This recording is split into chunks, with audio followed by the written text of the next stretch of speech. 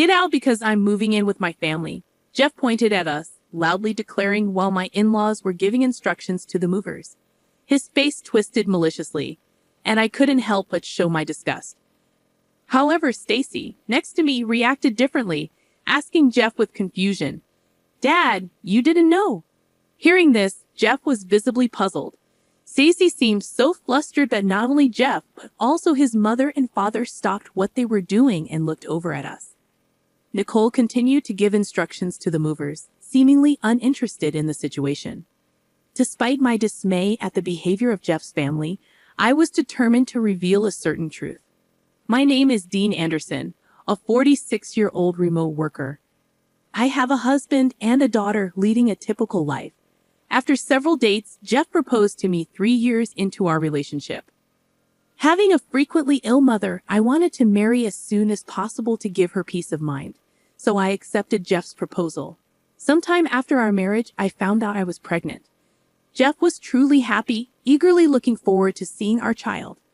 When our daughter Stacy was born, Jeff took an active role in parenting, and I lived happily. However, I had some worries. The biggest concern was about my mother. Her health improved upon seeing her grandchild, despite being almost better than before, and she visited us often. Initially, she visited frequently, but as Stacy entered middle school, my mother's health visibly declined. I quit my job to be available for my mother, choosing remote work. This decision allowed me to fully take care of my mother's hospital admissions and discharges. By the time Stacy graduated middle school, my mother was very happy when we visited her. I hoped she would gradually recover and be able to go out as before. However, around this time, Jeff's behavior began to change. Initially, he was willing to help with my mother's care, but lately he had become grumpy, complaining that I wasn't paying attention to him. "Going to your mother's again? You don't care for me when I'm tired from work, but you always look after your sick mother." He would say such incomprehensible things, and even when Stacy and I tried to appease him, he strongly rejected our efforts. Worried about both my mother and Jeff, Stacy took over caring for Jeff. "Mom, leave Dad to me. You should go to Grandma sooner," Stacy said with a smile, and I always relied on her. One day, while living this way, I received a call from my sister-in-law, Nicole.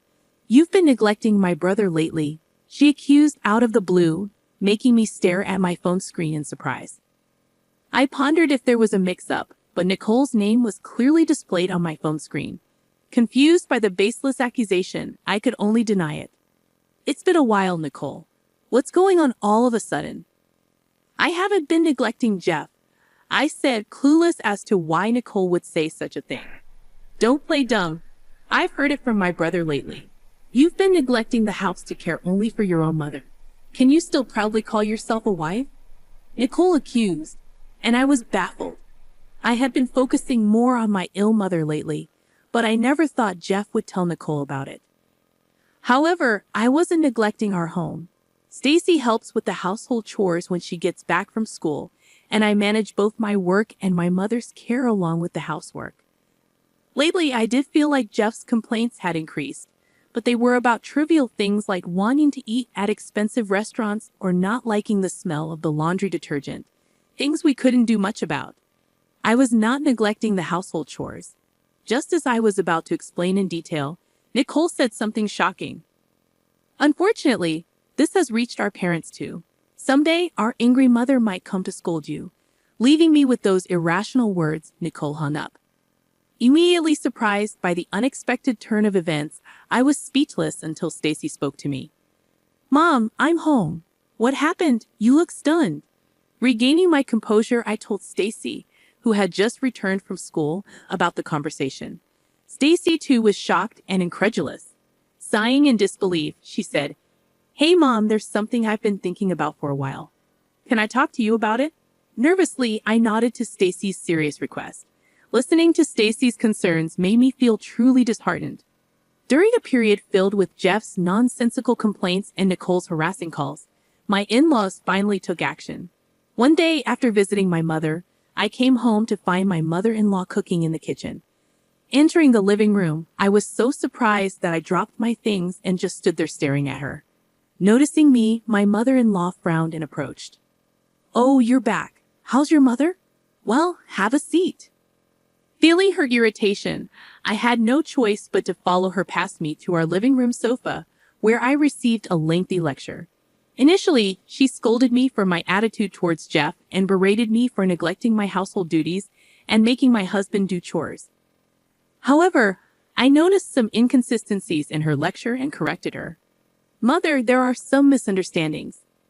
I have never made Jeff do the household chores. In fact, Jeff hardly helps at all. Embarrassingly, it's Stacy who helps me out. Hearing this, my mother-in-law suddenly stood up, pointed at me, and started shouting. Do you think that lie will work on me?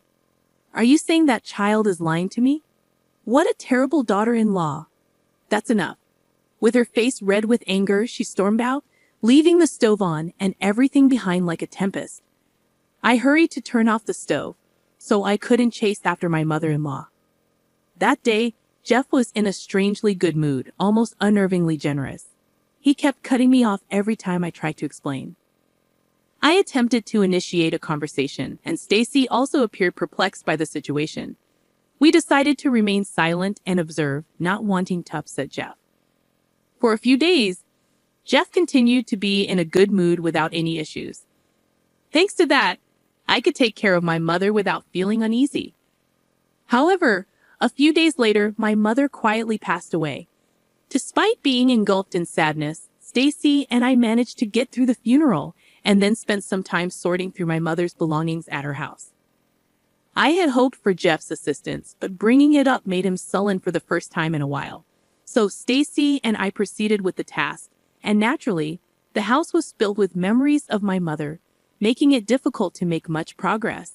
As each item reminded us of her, I reluctantly contacted Jeff, and despite his initial good mood, he suggested we stay the night at my mother's house. However, with Stacy's school and my work, it wasn't that simple. For the time being, I told him we would return home the next day and decided to rest for the night.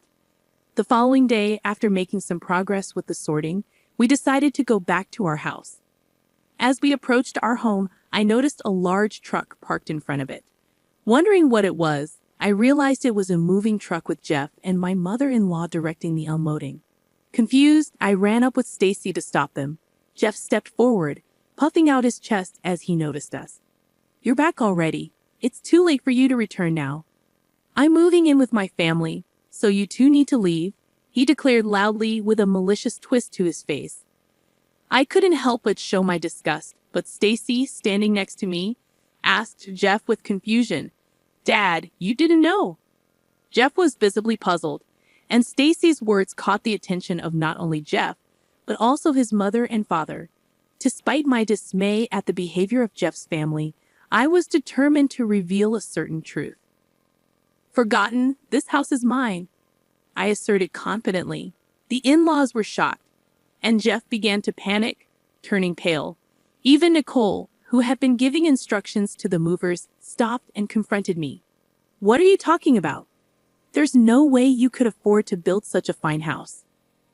Now it was my turn to respond with confidence. Thank you for the compliment. This house was built by my father, and originally it's my family home. That can't be true. This house is so beautiful. It looks almost brand new, Nicole exclaimed. Does it look that way? Thank you, Mother. My mom renovated it for us as a wedding gift. Jeff should know about this, I said, attempting to clear up the confusion. It could have easily slipped his mind. But this house is naturally in my name, and the renovation costs were covered by my mother. She moved out happily to an apartment so that we could live here contentedly for a long time. Jeff and I went to express our gratitude to my mother and even discuss the possibility of living together. However, Jeff, who tends to forget things that don't suit him, appeared to realize that his plan had failed. Just as I was about to speak, Stacy began to share information she learned from the inheritance process.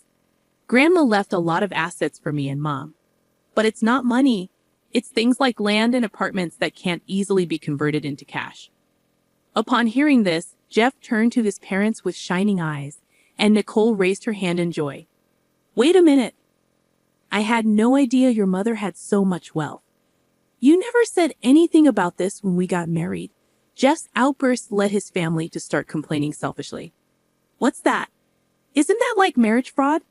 That's terrible. You intentionally kept quiet because you didn't intend to give Jeff any of the property. What a greedy woman. From the conversation earlier, it sounded like only you two would inherit everything.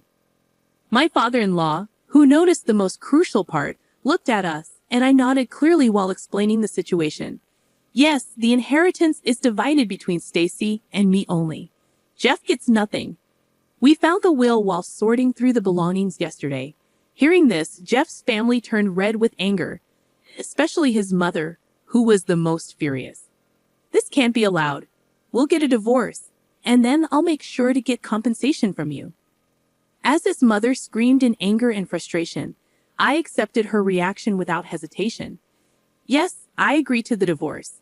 The moment I agreed, his mother turned around and ran off, presumably to the city office, which is probably close by, to get a divorce form.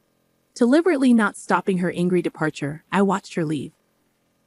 As I watched his mother head to the office, Jeff grumpily asked me, "Hey, what are you planning to do now? Are you talking about the divorce or where you will live?" Jeff almost snapped at me, but I looked up at the house indifferently. "This house is actually already on the market," I said, surprising Jeff. Confused by my words, Jeff looked puzzled, exchanged looks with his father, and then looked back at me. He didn't seem to understand what I meant, which was to be expected. While spending another night at my mother's house, there was no way Jeff and his family could have imagined that I was selling this house. Facing the puzzled expressions of Jeff and his family, I once again spoke up with confidence. "I've always felt it every time you treated me terribly." I found myself questioning why I had chosen to marry Jeff. I had endured it for Stacy's sake, but even Stacy reached a breaking point, expressing that she couldn't tolerate it anymore. Confronted with this shocking truth, Jeff's face turned pale, and he looked at Stacy. In response, Stacy met Jeff's gaze firmly and voiced her thoughts. "Dad, you always said it was sad to be ignored as the head of the house or to be belittled after coming home tired from work. But don't you think there's a reason you're treated that way? Why don't you realize that you're neglecting and belittling us?" Stacy's pointed words left Jeff speechless. As I thought that he might just silently sign the divorce papers and sulk away, Nicole blurted out something shocking. "If I knew it would come to this, I wouldn't have bothered with the renovation." Everyone present was taken aback by this sudden confession. Looking at Nicole all at once, I was surprised.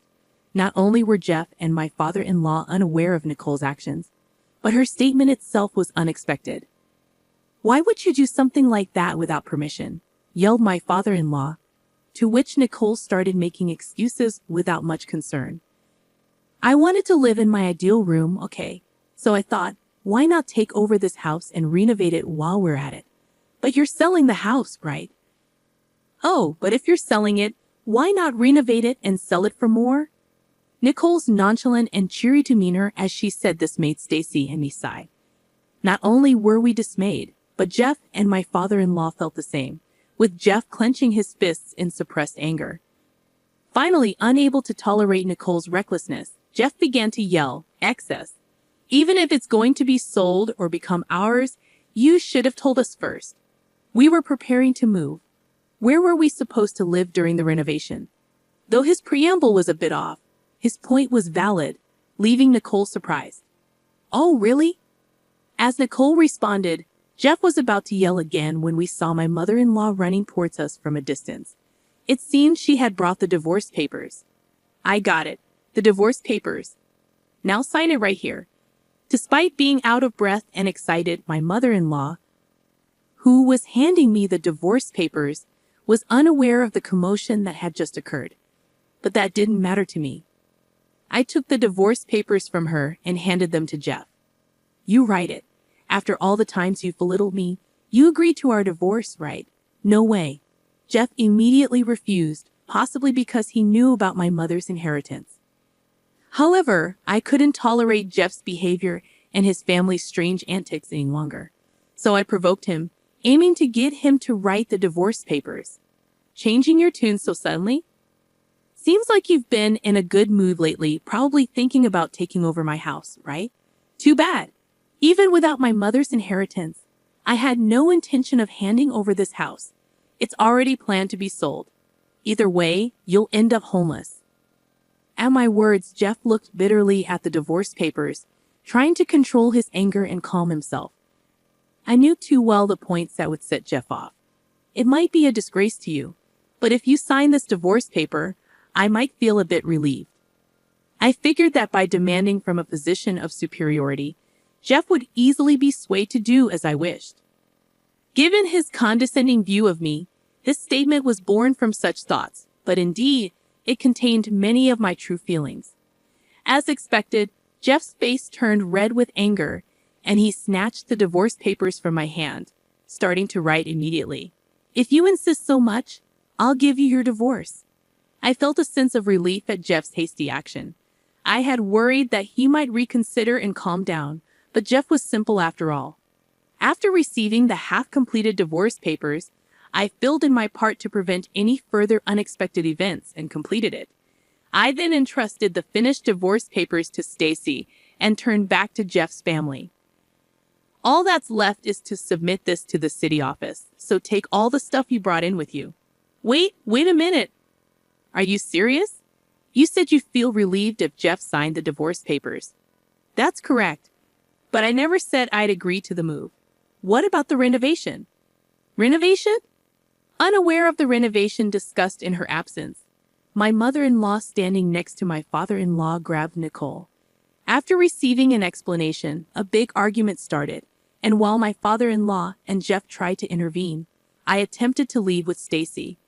However, Jeff and Nicole, determined not to let us escape, grabbed at us. But the movers, who had been watching the situation with dismay, stepped in to mediate. Amid the chaos, we heard the sound of police sirens. Protected by the movers, I looked around and noticed neighbors gathered, drawn by the noise. Seeing a police car approaching with its red lights flashing, someone from the neighborhood must have called them, and we felt relieved. But that relief was short-lived, as Jeff's entire family seemed about to attack us. Just in time, the police intervened, and we were safe. Despite being stopped by the police, Jeff's family's commotion didn't cease, and another officer had to escort us into a police car to calm the situation. Nicole, mistaking our being escorted for an arrest, attempted to throw belongings into the house and was naturally stopped by the police. With additional support arriving to finally quell the disturbance, as Jeff's family began to calm down, the police asked us to accompany them for questioning, leading to further troubles when either Jeff, Nicole, or both acted against the officers. They were arrested for obstructing official duties and taken away in police cars that had arrived for backup. Jeff's parents were also scolded by the police and taken to the station for questioning. From the police car, we observed the entire ordeal, providing a brief statement. Eventually, Jeff and I officially divorced. The process, initially resisted by Jeff even after signing the papers, was prolonged.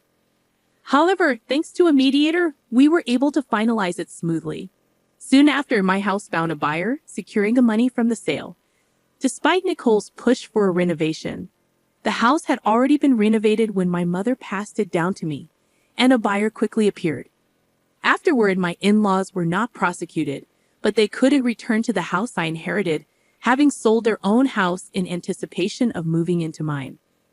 This left them without a place to live, and due to the commotion, they became outcasts in the community, struggling to find a place to belong. My claim for compensation further cornered Jeff's family. The incident became well known at Jeff's workplace, leading to a pay cut followed by his voluntary resignation.